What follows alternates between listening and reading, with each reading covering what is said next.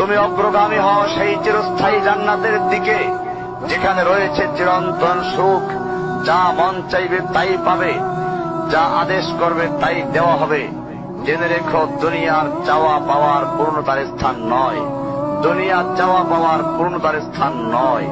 দুনিয়ার চাওয়া পাওয়ার পূর্ণতার স্থান নয়।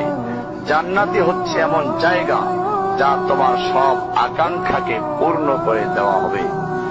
চির কিশোর সেবকগণ, চির যৌবনা সঙ্গিনীগণ, ফল মূল, গোশত, দুধের মধুর শরাবের নহর, উত্তম বাসস্থান ও বিছানা, চির আরাম, চির যৌবন, চির সুখ, অসংখ্য নেয়ামতের মাঝে সবচেয়ে বড় নেয়ামত হবে তুমি আল্লাহকে দেখবে। শুধু তোমাকে এটা বলাই যথেষ্ট মনে করছি, সবচেয়ে কম মর্যাদার যে জান্নাত লাভ করবে তা হবে দুনিয়ার